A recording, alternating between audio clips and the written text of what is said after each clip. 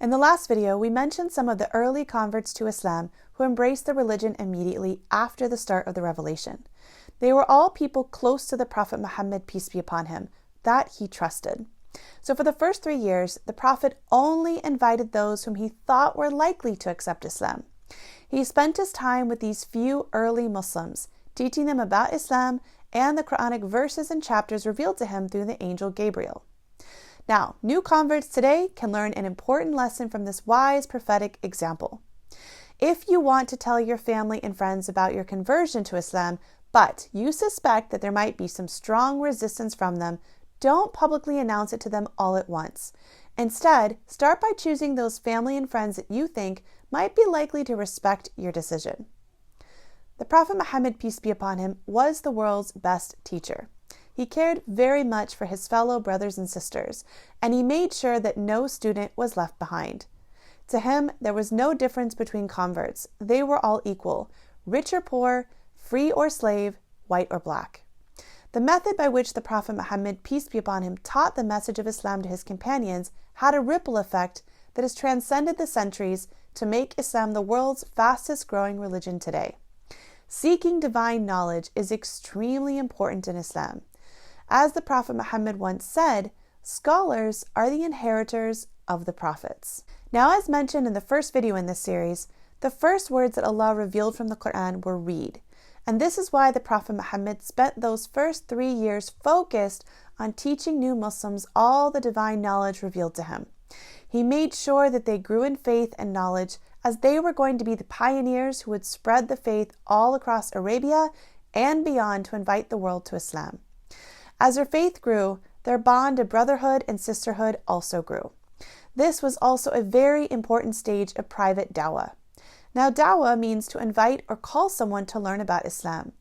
Being private, it didn't result in any conflict between the Muslims and the people of Mecca. There was no persecution, no ridicule, no torture. If someone reverted to Islam, it wasn't public knowledge, so it was their own business.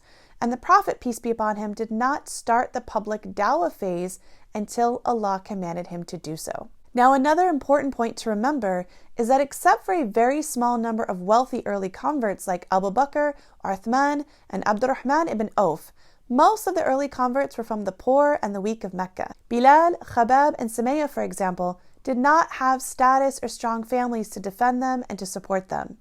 So it was a blessing that for 3 years, these early converts received intensive training from the Prophet Muhammad, peace be upon him, which made their faith very strong. Because when the phase of private dawah ended, most of them experienced a great deal of suffering, and some of them, including Bilal, were cruelly tortured by the chiefs of Mecca. And we have a second important lesson for new converts today.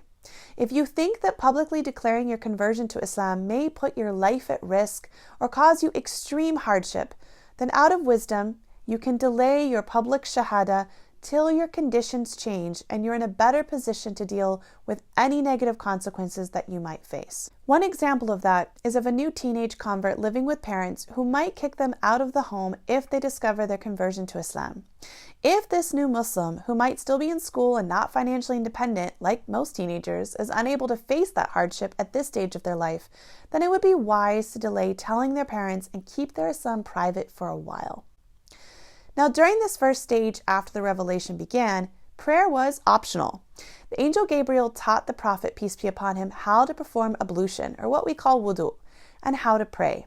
And in turn, Prophet Muhammad first taught Lady Khadija how to pray, and then taught the other new converts. Prayer was finally made compulsory several years later, on what is referred to as the night journey, when the 5 prayers became obligatory for all Muslims. The divine command for public dawah eventually came 3 years after the first verse was revealed, when the Angel Gabriel revealed to Prophet Muhammad, peace be upon him, the following verse: "Then declare what you are commanded, and turn away from the polytheists."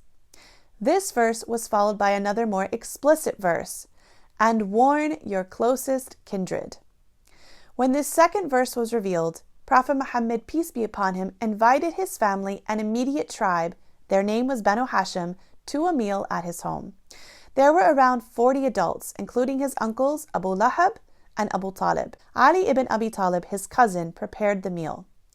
Just as the Prophet Muhammad, peace be upon him, was about to tell the group about his prophethood, Abu Lahab sensed that he was going to announce it publicly. To avoid giving him the chance, he left early before they had finished eating, and others also left with him. But the Prophet did not give up. Several days later, he invited them all to another meal, and before they left, he said, "O my fellow tribesmen, I do not know of any Arab before me who went to his people with a message that was better than what I am coming to you with. I am coming as a messenger from Allah, that if you leave idols, Allah will give you all the good of this world and paradise in the next."